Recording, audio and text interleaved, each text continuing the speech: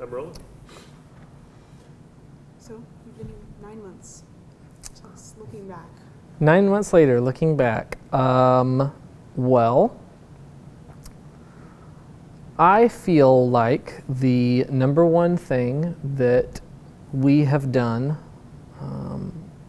my wife and I, is join the church. We came and found out where it was, or where an example of that is, kind of where's the fight at, where's the front lines that we can join.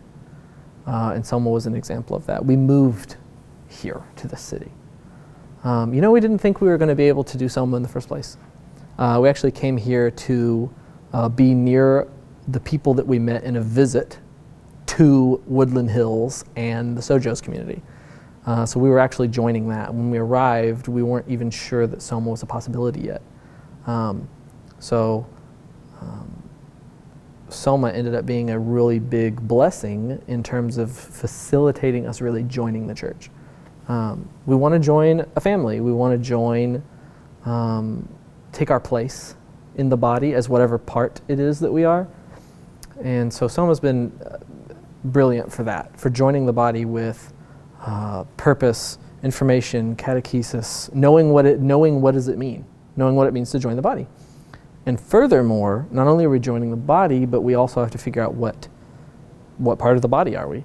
As a matter of fact, that's the conversation that we're just having in there right now, is like your gifting and your role, and who are you and what is your place, specifically in the context of a family.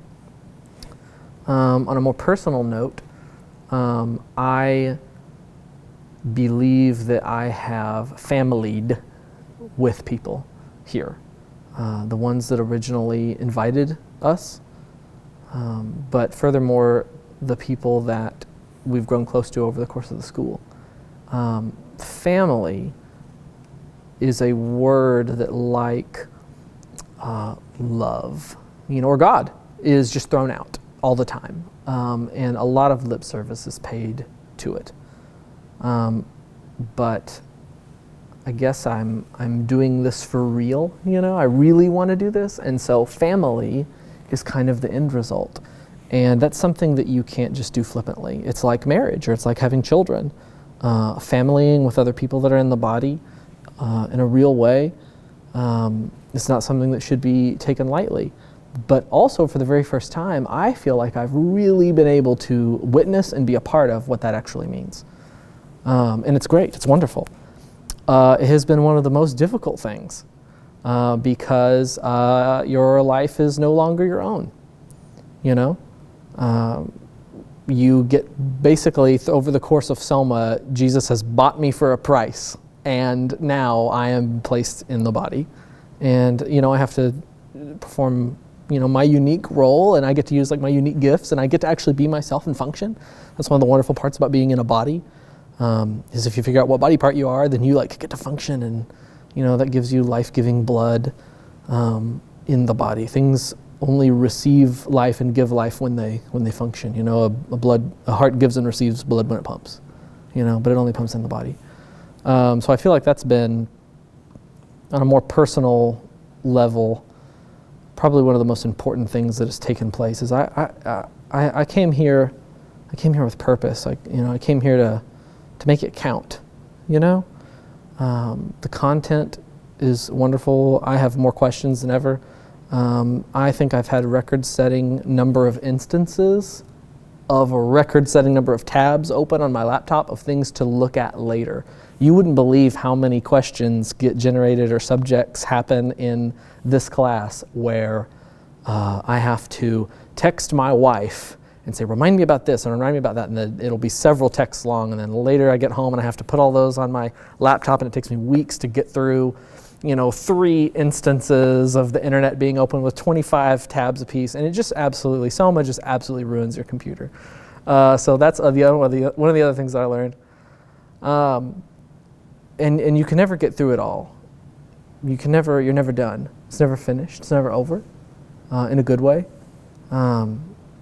I've learned from my family that there's no finality, that it keeps going. You wake up the next day, that sort of thing. And so Selma is, in a really important way, it's ending soon. in a way that is very real. But it's also just beginning in a way that is maybe even more real. Because like I said, I came here to join the body, and I feel like we've really stumbled upon something that we can't ignore. Every now and then you're going to stumble over the truth. You're going to trip over it on accident, okay? We're not that good at looking for it, so you're going to stumble over the truth or the treasure, the valuable pearl, or you're going to trip over the kingdom every now and then, and you have to ask yourself if you're going to ignore what you just found, or are you going to sell everything you have? Are you going to give away what it was that you had previously so that you can do this other thing? And as it turns out, it's worth it. As it turns out, it's worth it. And I would do it all over again. I plan to. I, of course, plan to be here and stick around in Minneapolis and be connected to the people that I've met. And I'm really looking forward to that. I love class. I love having class, but I'm already thinking about the future and what's life going to be like with some of us this summer, and maybe next year are we going to get to help out any, that sort of thing. So I'm excited about doing this thing for real. We're new family members, and we're still going to be figuring out what that means. I think we've kind of crossed the threshold, the hardest hurdle of even becoming family. What does it mean to begin that commitment? But I think very soon we're going to find out what it means to really be in the thick of it in a even more real kind of way outside of the structure that luckily this trellis, this structure, this introduction that this has provided us. I think that we're going to use that to grow whatever it is that comes next. Did anything surprise you about Soma? And anything surprise me about Soma? The people. Everybody's so different. What's one of the things is you don't choose everybody. God has chosen us first. And so we're kind of thrust together. It's almost like Jesus has assembled a team of people and put them all in the same room. And so what continues to surprise me is just how much people are different, and how much you are going to learn that every day, and also learn how you are different too. Not only have I learned much about every other person, and everyone is continually surprising you when you rub elbows every single day with a dozen people, but you learn a lot about who you are too. One of the things that we learn about in class is like the 4 directions of love, and we love God, we love ourselves, we love others, and we love creation, right? Well, getting to know whoever is part of that. And so, when you go throughout Soma, you get to know the Lord. You get to know other people too. You get to know the earth, you get to know the place that you find yourself in. But you also get to know yourself a little bit more too. And unless you have something that kind of provokes that, you may have never have learned those things. If you're just alone, there are going to be a lot of questions that you're never going to ask yourself. You never would have asked those things because there's nobody else to ask you, and you can't ask every question of yourself or probe, yourself in every way.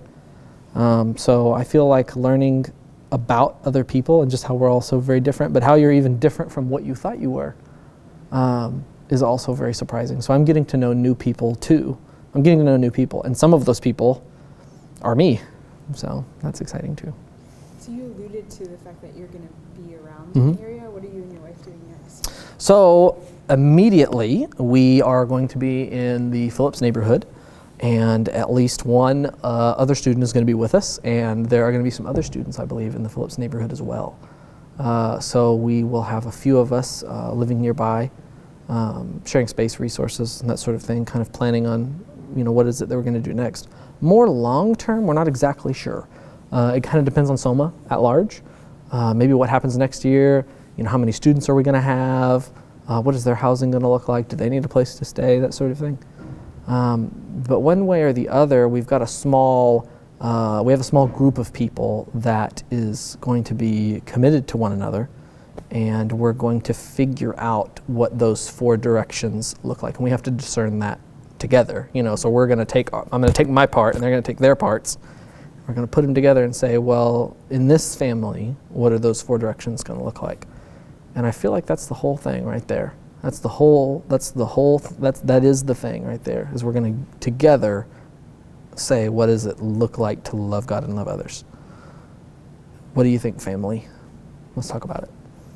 I don't know if Fritz has any questions, but one other question I would ask you is, if I said fill in the blank, Soma is blank, what would you say? Soma is much. Soma is so much. Soma is many. Let's see, Soma's worth it.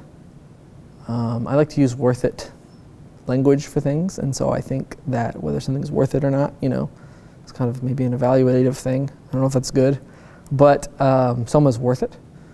It's certainly worth the money and the time. Goodness gracious, for sure that. Soma is revealing, certainly about yourself, if you're willing to let it be. Other people will reveal whatever it was that is under your rough edges or a facade or whatever. Soma is knowing and being known. That's exactly what Soma is. It is a rock tumbler of knowing and being known. And you get polished quite a bit. So Soma is a rock tumbler.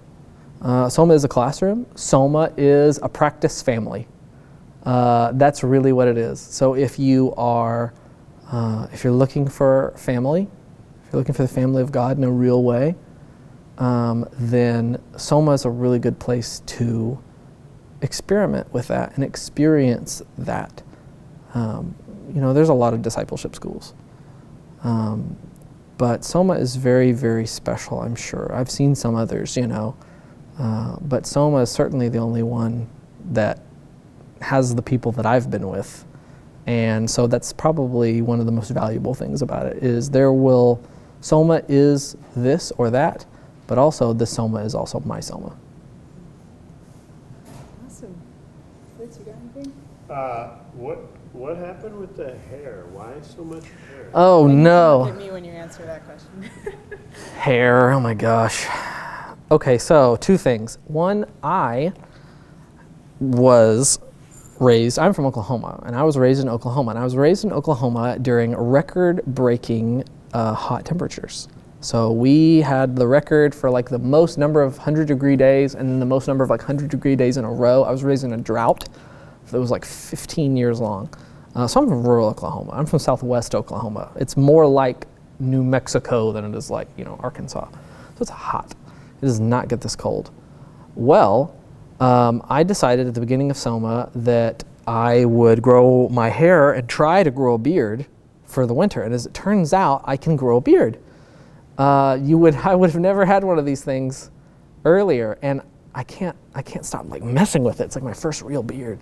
Well, for the winter, it has helped me survive, because apparently you spend all of your time blowing snow and shoveling it. And so the beard and the hair has protected me physically. On another note, though, one of the things that I also said that I would do is I wouldn't cut my hair or trim my beard while I was in Soma. And so I was just during Soma, I was just going to let it lie, and it's one less thing to worry about. I'm not going to cut my hair, or, I don't know, be concerned about how I look or whatever. Having said that, I really like it. But I'll tell you what, as soon as Soma's over, I'm going to cut my beard off. I cannot take it anymore, and other people can't take it either. I have these whiskers, and I keep doing them with my tongue. I can't stop myself. The hair's great, and I can put it in a hairband. I've learned how to use a hairband, but the beard is ridiculous, and I don't think I can take it anymore. So as soon as Soma's over, I'm cutting it off. Nice. Yeah, it's awesome. That was perfect. Perfect. It's so true.